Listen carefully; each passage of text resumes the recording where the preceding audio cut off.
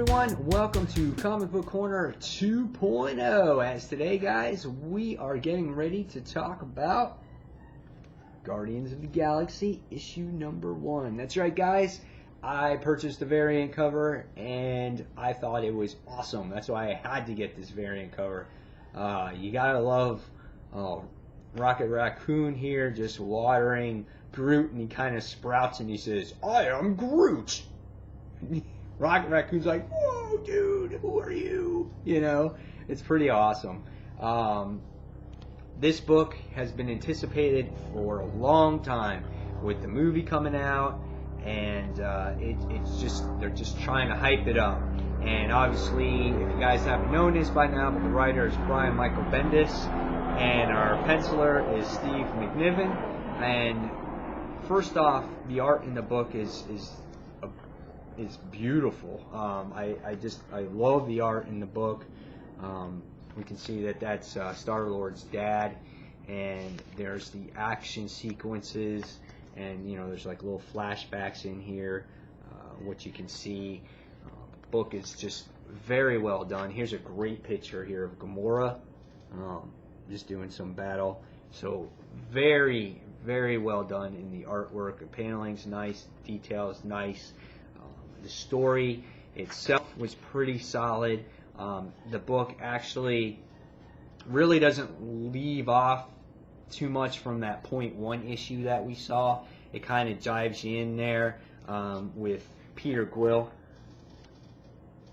and he's just talking to some random chick in the bar trying to pick her up, and his dad comes, and he's a king, he's a very powerful king, and he obviously kind of looks down on his son because he's the heir to the throne, and Peter wants really nothing to do with his father. And they come up to this thing, this discussion that they're talking about, him and his dad, and they're talking about this discussion about how in order for Earth to survive, there can be no extraterrestrial visitors and things like that.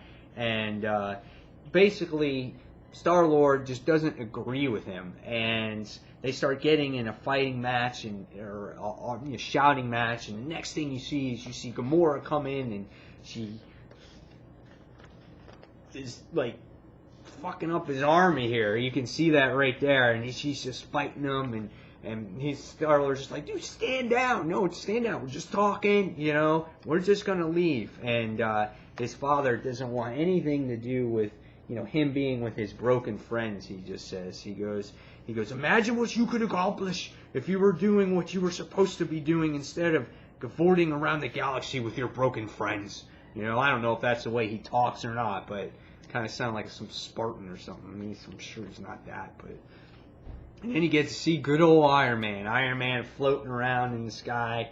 And it's kind of funny because in the book, they actually make fun of the Avengers in this book.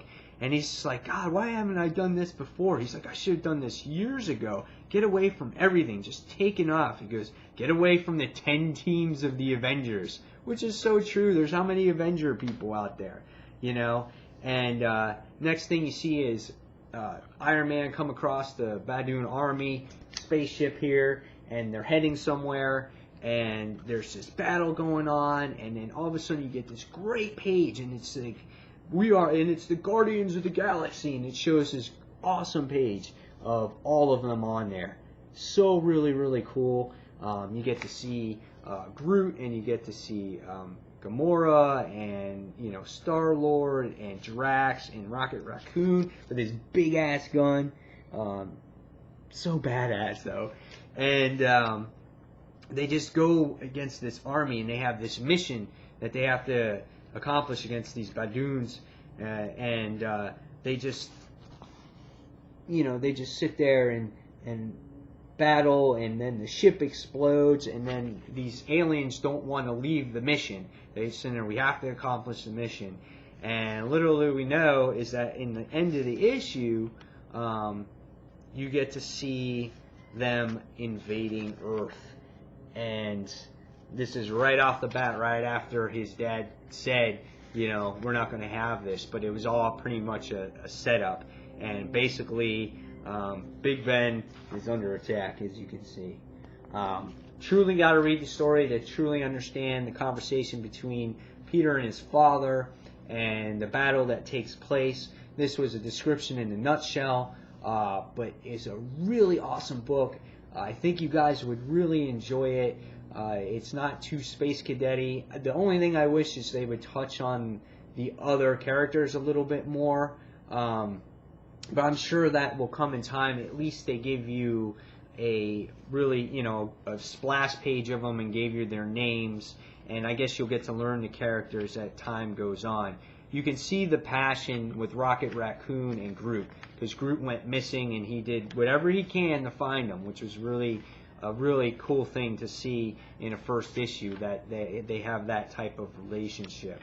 And it wastes no time as Rocket Raccoon sits there and fires a big-ass gun, because that's just him. So, yeah, guys, check this book out. I don't think you'll be disappointed. I'm going to give this one probably a 4.5 out of 5 stars. Really, really good. I just would want to see more of the characters get involved in the issue.